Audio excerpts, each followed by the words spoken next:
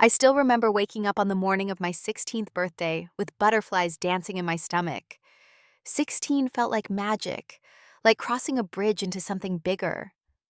I imagined blowing out candles surrounded by smiling faces, maybe catching a glimpse of car keys on the table. But when I walked downstairs that morning, the house felt strange. No balloons, no smell of pancakes. Just my parents sitting at the kitchen table with expressions that made my chest tighten. They told me to sit down because there was something important we needed to discuss. Before I continue, let me know in the comments where you are watching from today. If this story touches your heart, please hit that like button and subscribe to join our community. Have you ever received shocking news on a day that was supposed to be your happiest? Stay with me, because what happened next changed everything.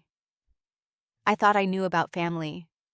My father cleared his throat and looked at my mother before speaking. His voice came out flat, almost rehearsed. He told me that after my birthday, I would be moving to live with my Aunt Rachel in another state. There was no discussion, no negotiation. This was simply how things would be. When I asked why begging for some explanation that made sense, they exchanged glances and said it was the best decision for everyone involved. I would understand someday, they promised. I sat there feeling like someone had punched me straight in the gut. The air left my lungs and I could not pull it back in. My mind raced through possibilities. Had I done something terrible? Was I being punished? The word everyone echoed in my head. Best for everyone. But what about what was best for me? Looking back now, I realized the signs had been there all along. I just refused to see them. Our family consisted of 3 children. My older brother Derek was 4 years ahead of me. My younger sister Madison trailed 3 years behind. From my earliest memories, something about my place in this family felt off, like a puzzle piece jammed into the wrong spot. Derek received everything a golden child could want: private school tuition that cost more than most cars, membership in an elite soccer club that traveled across the country for tournaments. My parents attended every single one of his games, cheering from the stands with matching team jerseys. His bedroom occupied the entire finished basement, complete with a television gaming setup and his own bathroom. Madison lived like a princess in her corner of the house. Her room overflowed with stuffed animals and designer clothes. Mom took her shopping every weekend, returning with bags that multiplied like rabbits. Dad called her his little angel and let her stay up past bedtime watching movies curled against his shoulder. Then there was me, invisible, forgettable. I swam competitively for 6 years. Not once did either parent show up to watch me race. They forgot to pick me up after practice so many times that Coach Williams started keeping emergency snacks in his office just for me. My birthdays came and went with grocery store cakes and distracted half smiles. One year they forgot entirely until I mentioned it 3 days later. My bedroom told the whole story. A narrow space tucked into a dark corner of the house, barely large enough for a twin bed and a small desk. The walls stayed bare because no one ever offered to help me decorate. Meanwhile, Derek and Madison lived in their decorated kingdoms with fresh paint and matching furniture sets. Clothes passed down from Derek hung in my closet, faded and stretched. Madison only wore new items with tags still attached. When I pointed out this difference, once Mom said I should be grateful for what I had. Some children had nothing.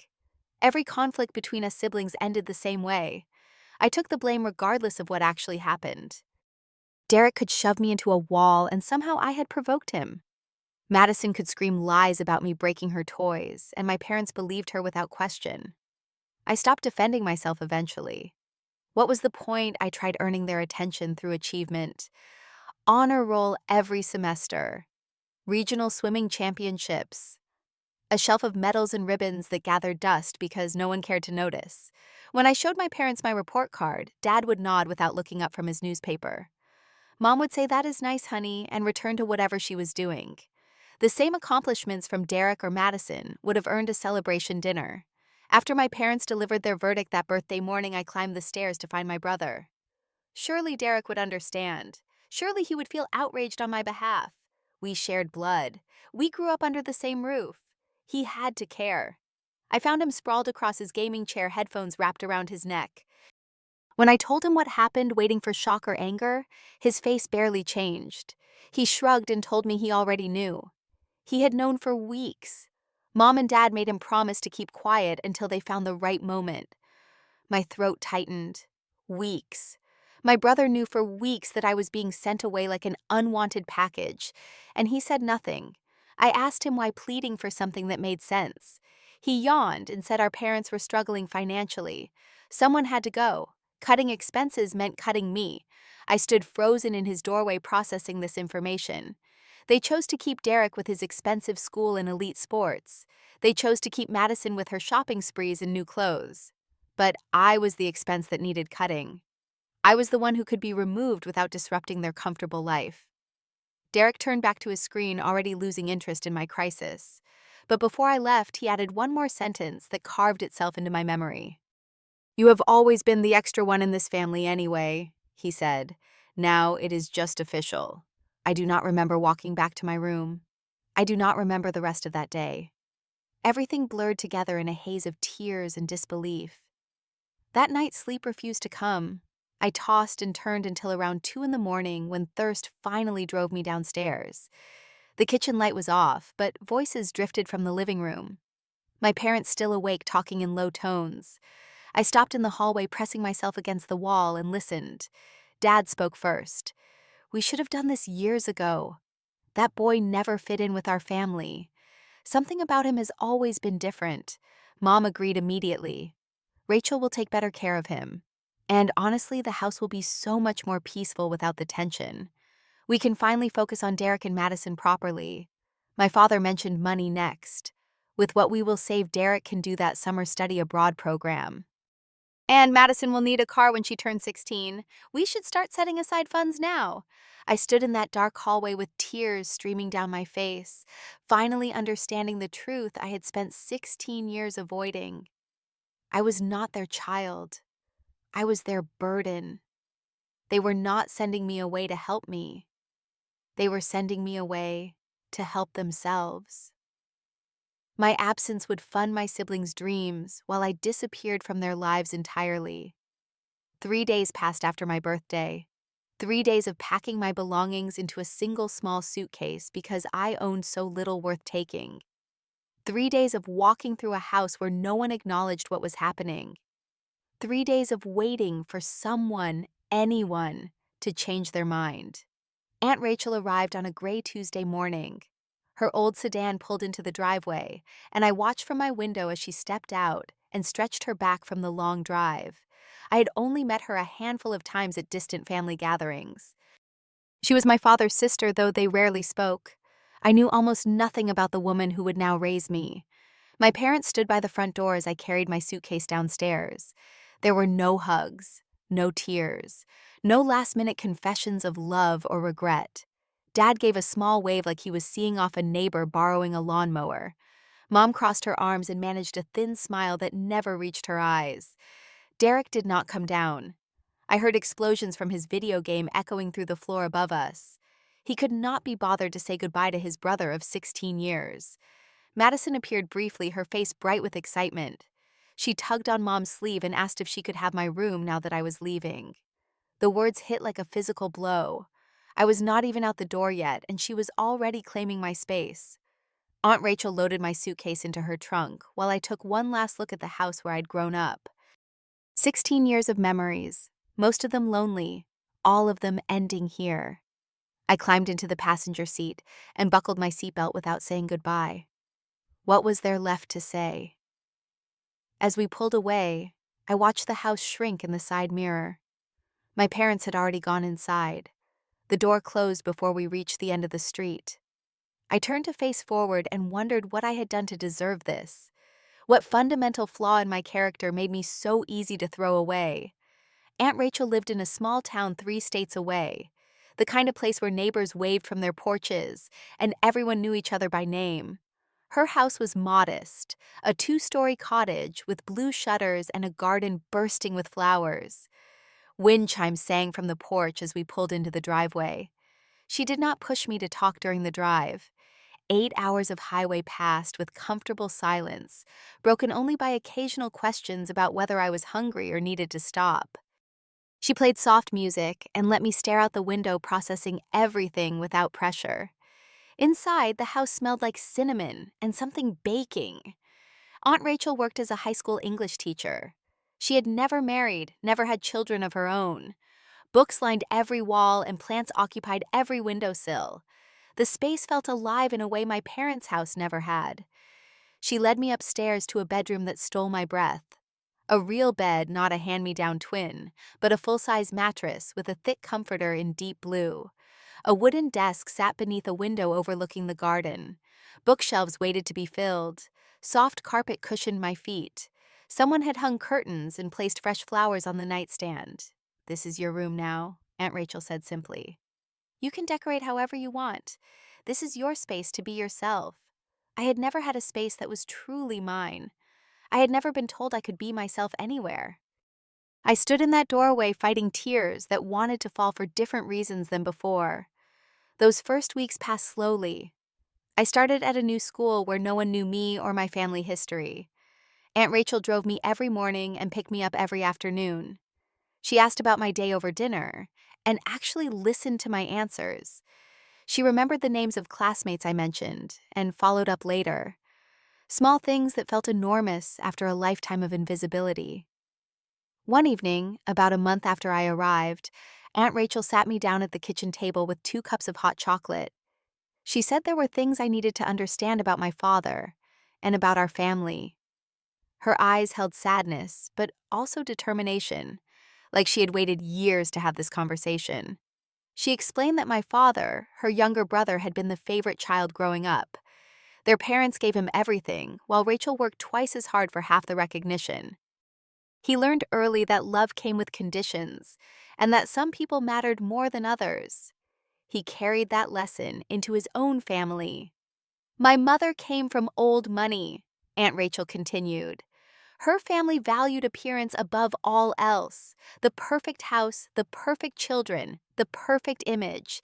Anything that threatened that image became a problem to solve, rather than a person to love." Rachel told me she had watched how my parents treated me for years. Every holiday gathering, every rare visit, she noticed the difference. The way they looked at me versus my siblings, the way they spoke to me about me. She ached to interfere, but lacked any right or power to do so. When my parents called and asked if she would take me, Rachel agreed immediately. Not because she wanted to help them get rid of a problem, because she saw it as a chance to save me from a home that was slowly crushing my spirit. "You were not abandoned," she said, reaching across the table to hold my hand. "You were rescued. I know it does not feel that way yet. But someday you will understand that leaving that house was the best thing that could have happened to you." I wanted to believe her. Part of me did. But the wound was still too fresh, the rejection too raw. How could being thrown away by my own parents ever be a good thing? Aunt Rachel did not push. She simply showed me through actions what words could not yet convey. She encouraged me to join the swim team at my new school. She drove me to every practice and sat in the bleachers at every meet, cheering louder than anyone. She helped me with homework and celebrated my grades. She asked what I wanted for dinner and cooked my favorites. She treated me like I mattered. The swim team changed everything. Coach Martinez saw potential in me that my old coach never had the chance to develop. He pushed me harder, trained me smarter. Within months, I was breaking personal records. Within a year, I was one of the top swimmers in the region. Scouts from colleges started attending our meets, watching me cut through the water like I was born for it. My grades climbed too. Without the constant stress of feeling unwanted in my own home, my mind cleared. I could focus, study, actually absorb information. Aunt Rachel had a wall in the kitchen where she displayed every test I aced, every paper that earned high marks. She called it the Wall of Pride. No one had ever been proud of me before. Friends came next. Real friends, not just acquaintances who tolerated my presence. Guys on the swim team who invited me to parties and actually wanted me there. Kids in my classes who laughed at my jokes and saved me seats at lunch. I learned what it felt like to belong somewhere, to be chosen rather than overlooked. One year after I moved in with Aunt Rachel, my old life came calling. My phone buzzed with an unfamiliar number that turned out to be my mother. Her voice sounded strained, artificially sweet. She said they missed me. They wanted me to come home for a visit. It had been too long. Something about her tone raised my suspicion. I asked questions, pushed for real answers. Eventually, the truth emerged. Derek had gotten into a car accident. Nothing serious, but the vehicle was totaled. Insurance did not cover everything. They needed money. And then the real request came. My mother had heard through distant relatives about my swimming success. She knew about the college scouts, the potential scholarships. She wanted me to come back to bring those opportunities with me, to let them benefit from the future I was building for myself. For 16 years, I had wanted nothing more than my parents' love and approval. I had twisted myself into knots trying to earn what they gave freely to my siblings. Now they finally wanted something from me. And for the first time in my life, I felt strong enough to say no. I told my mother that she made her choice the day she sent me away. She chose Derek and Madison. She chose peace and finances over her own son. She did not get to change her mind now that I had something valuable to offer. My voice stayed calm, but firm. I said that I was building a life with people who actually cared about me. I was not coming back to be used again. They threw me away once. I would not give them the chance to do it twice. Then I hung up. My hands trembled as I set down the phone. Aunt Rachel stood in the doorway watching with quiet understanding. She did not say anything. She just walked over and wrapped her arms around me. And for the first time since my 16th birthday, I cried without shame. But these tears felt different. They felt like release. The road to healing stretched longer than I expected. Standing up to my parents gave me a moment of triumph, but the deeper wounds needed more than one phone call to close. For months afterward, I still woke at night wondering what was wrong with me. What made me so easy to discard? Aunt Rachel suggested I start writing things down. She bought me a leather journal and told me to fill it with whatever needed to come out. Anger, sadness, confusion, memories, all of it. The pages would hold everything without judgment. I wrote until my hand cramped. I wrote about every forgotten birthday, every ignored accomplishment, every moment I felt like a ghost in my own home. I wrote about Derek's cruelty, and Madison's obliviousness, and my parents' cold calculations.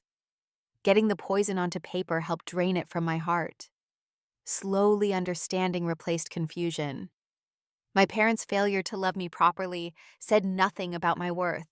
It revealed their limitations, their damage, their inability to see beyond their own narrow priorities. I was not unlovable. They were simply incapable of loving me the way I needed and deserved. That realization changed everything. I stopped carrying their rejection like a weight around my neck. I started building an identity based on who I actually was, rather than who they made me feel like. I was a swimmer, a student, a friend, a nephew. I was someone people chose to care about. College acceptance letters started arriving my senior year. 3 schools offered full athletic scholarships for swimming. I chose a university 800 miles from my childhood home, far enough to feel like a fresh start, but close enough that Aunt Rachel could visit. Those 4 years flew past in a blur of chlorine and textbooks and late-night conversations with roommates who became brothers. I graduated with honors and a job offer waiting. I met a woman named Sarah, who laughed at my terrible jokes and never made me feel like I needed to earn her love. We got married 3 years later in Aunt Rachel's backyard garden, surrounded by flowers she grew herself. Today, I am 32 years old with 2 children of my own. My son just turned 7 and my daughter is 4. They will never know what it feels like to be unwanted in their own home. They will never wonder if they are loved. I make sure of that every single day. Aunt Rachel is Grandma Rachel to them. She spoils them with cookies and books and endless patience.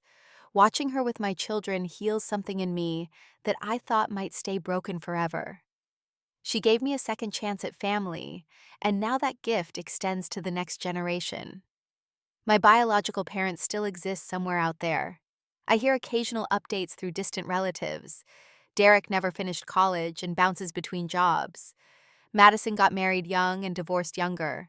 My parents sold the house and downsized after their finances never recovered. I feel nothing when I hear these things. Not satisfaction, not sadness, just emptiness where connection should be. I forgave them years ago, not for their sake, but for mine. Carrying hatred takes too much energy. It poisons the person holding it. more than the people who caused it. I released my anger and let it drift away like smoke. What they did was wrong, but holding on to that wrong would only hurt me further. Here is what I learned from all of this. Family is not just about blood. Family is about who shows up. Family is about who chooses you, who fights for you, who makes space for you in their life. My parents shared my DNA, but never shared their hearts. Aunt Rachel had no obligation to take me in, but she opened her home and gave me everything my birth family withheld. Sometimes the worst moments in our lives lead us exactly where we need to be. My 16th birthday felt like the end of my world. In reality, it was the beginning of my life. Being sent away broke me, but being loved by Aunt Rachel rebuilt me into someone stronger, kinder, and more whole than I ever could have become in that cold house with those distant people. If you are watching this and you feel unwanted, if you feel invisible in your own family, please hear me. Your worth is not determined by people incapable of seeing it. Somewhere out there is a person or a place or a community that will recognize your value immediately. You just have to survive long enough to find them. And when you do hold on tight, that is your real family. That is where you belong. I want to ask you something before you go. Have you found your true family yet? The people who choose you every day, not because they have to, but because they want to. Share your story in the comments below. Let us build a community of people who understand that love is about choice, not just blood. If this story resonated with you, please hit that like button to help others find it. Subscribe to this channel so you never miss another story of resilience and hope. And share this video with someone who might need to hear that being different in your family does not mean being less than. Thank you for spending this time with me today. Whatever you are going through, I hope you find your Aunt Rachel. I hope you find the people who see you clearly and love what they see. You deserve that. We all do. Until next time, take care of yourself and take care of each other.